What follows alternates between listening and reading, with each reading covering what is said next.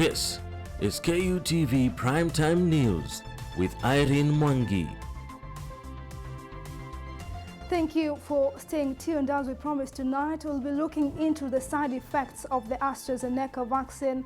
A lot of issues have come up concerning this particular vaccine, which creates a low uptake when it comes to vaccination. And tonight we have Dr. George Karanja, who is a medical expert, to sort of demystify some of the truths and the facts and the myths concerning this particular COVID-19 vaccine.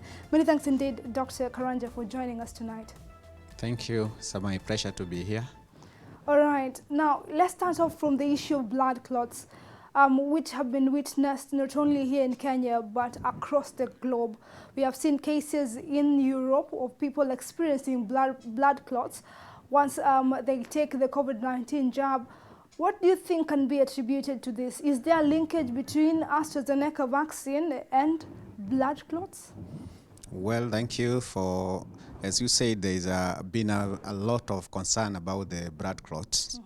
This is a phenomenon that has been shown to occur, although it's a very rare phenomenon.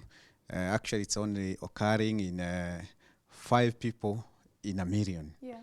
Out of, in Europe, out of 20 million vaccinated, Yeah. it's only 79 who have had it.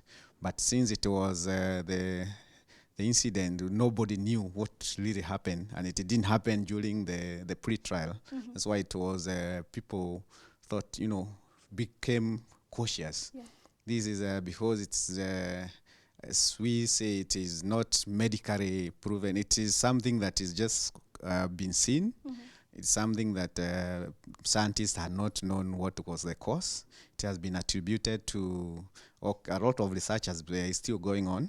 A lot of theories have been propagated, but mainly it is said that this condition causes a lot of, there is in bloodstream, there is what we call platelets, or the clotting factors. There are people who have been shown, for one reason or the other, they have, once they are vaccinated, they kind of get autoimmune reaction and produces a lot of platelets into the system. And this mops up it is an effect that makes it platelets go down. And in the process, the paradox, it causes in a normal circumstance, when the platelets are down, you are supposed to be bleeding. Yeah. But in this case, it's been shown that there's some clots, blood clots, that have been shown in some of those people. These clots have been attributed to go to the brain, to the abdomen, to the lower limbs. Well, as I said, it's a rare event, but anything that is life-threatening, it is a concern. The lucky thing is that so far in Kenya, we have not had any case documented. Yes. All right. Now, what are some of the probable side effects that one can witness? And it can be an alarming sign out of the normal side effects, which the doctors will tell you that once you take the jab, you might experience a little of headache, feeling dizzy. But when it comes to blood clots, what are some of the side effects that one can see as a result of having any case of blood clot in the system? What have been shown, those who have presented with blood clots, they've been shown to have very severe headaches, very, very severe. There is the usual after the vaccine, you get a bit of fever, but this one is very severe because it is affecting the clotting factor in the brain. It has been shown to cause blurring of vision. You are not able to see well. It has been shown to cause chest, tightness of the chest, like any other clot. When it goes there, the lungs get clogged and you cannot breathe. Actually you gasp for air and it's very painful. And then also, because once the clot is there in the lower limbs, it can cause a lack of circulation. Right. So you become very cold, there's or even like the darkening of the it may not be obvious in our dark skins, but in a white person, Yeah, it will become obvious. And also, if it affects the abdomen, because it has also been shown to affect the arteries and veins in the abdomen, it causes a lot of severe abdominal pains.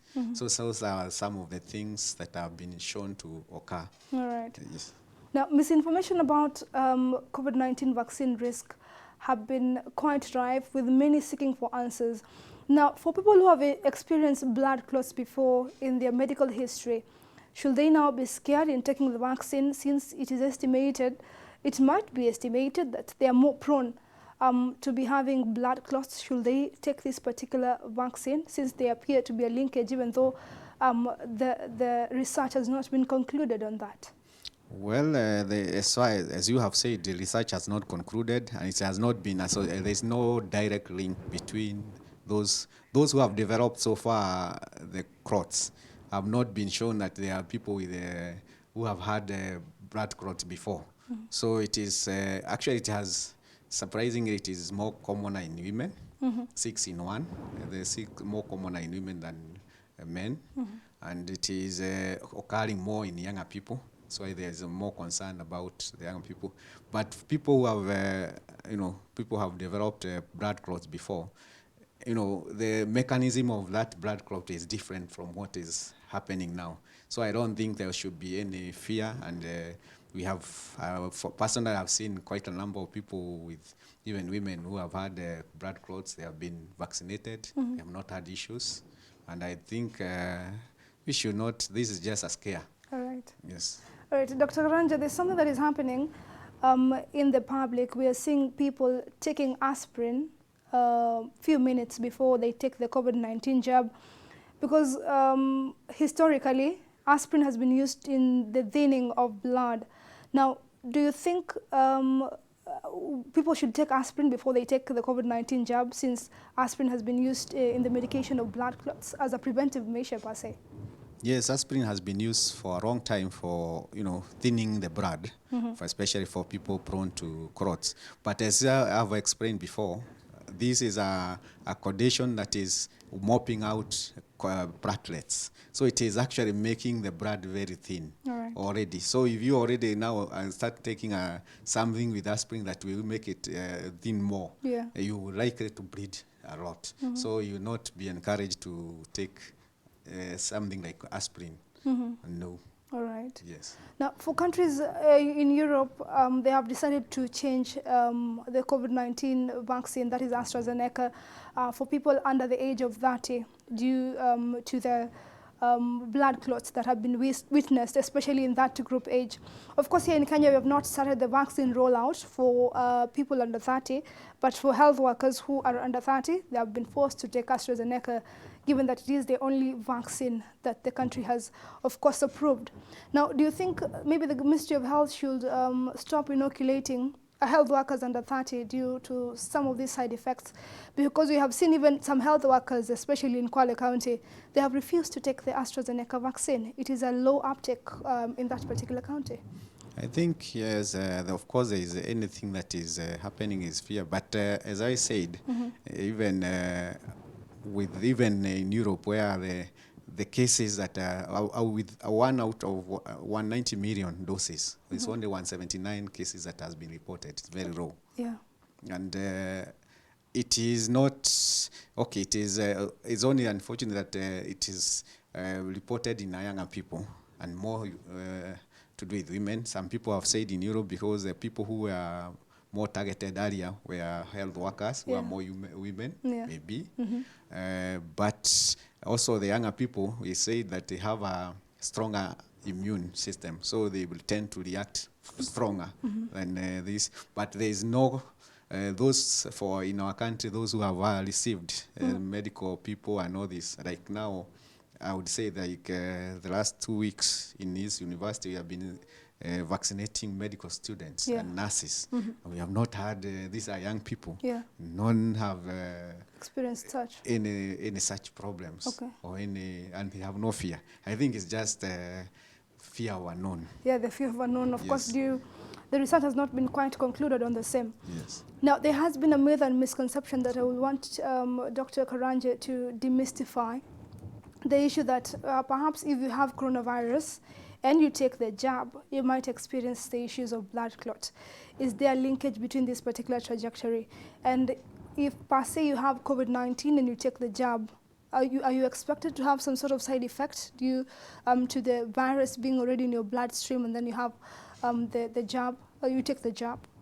Well, if you have COVID-19 and you take a jab, there's not been proven that you'll get more chances of clots. Yeah. Well, for those who have already had tested positive and confirmed to have COVID, they are encouraged to hold for some time, so that, you know, because already their body is already producing antibodies.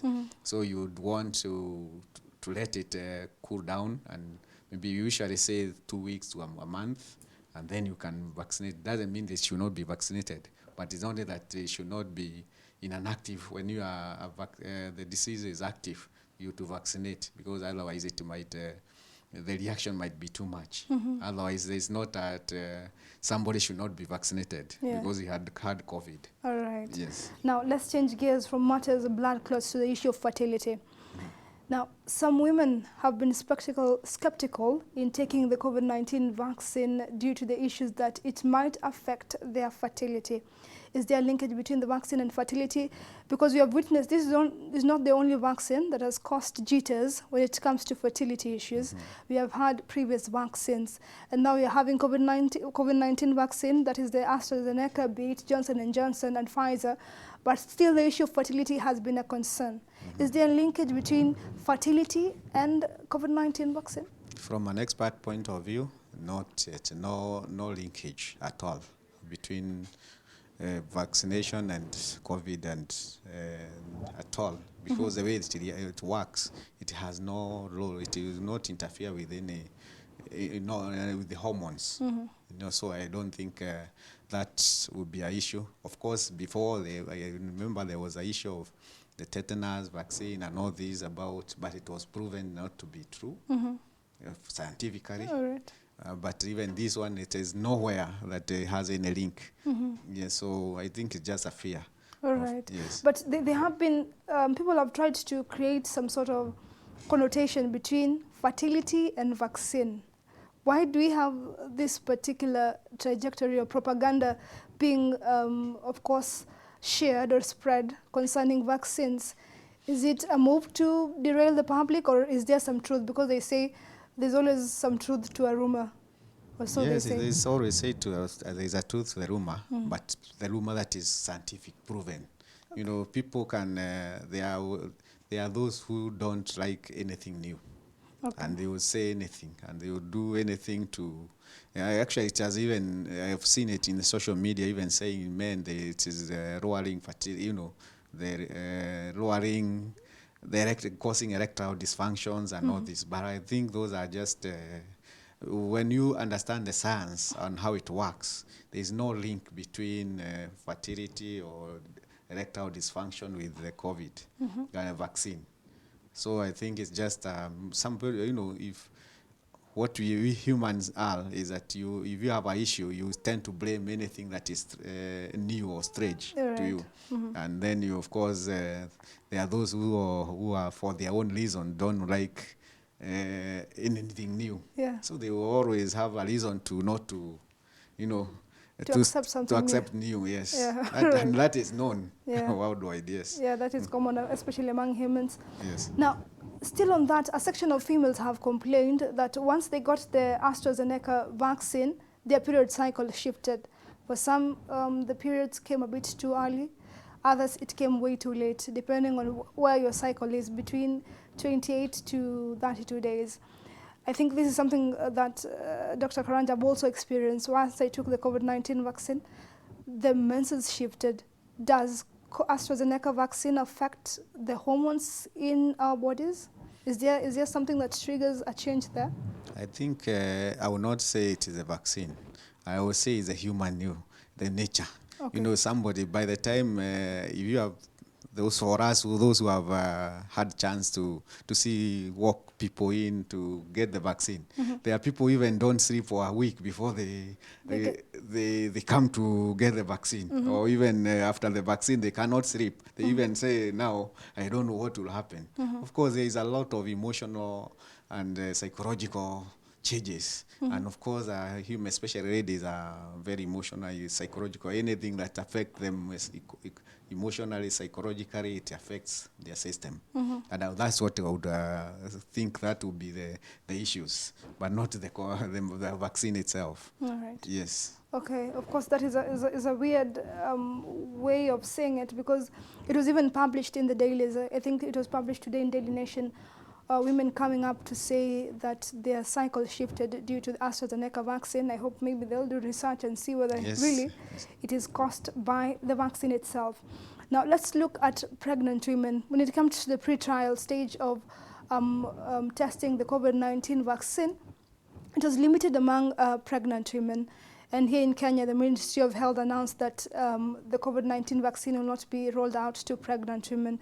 Why was there a limited trial when it comes to pregnant women, yet we expect them to be cushioned in such a time of the pandemic? Why did they not look into this particular special group? What I can say is that this is not strange, this is not new. There's nowhere in the world research is done on pregnant women. Okay. Because it's usually most of as our obstetricians, we actually, very retro, you can say this has been done on a pregnant, because you are dealing with two human beings and unborn babies who you can't observe. Okay. You can't see what is happening inside. You can only speculate, you can do scans and all this. So nobody want to interfere with what is you can see. If it's a human being, is an adult or a child, you can observe. You can see changes. But here it is somebody inside another person.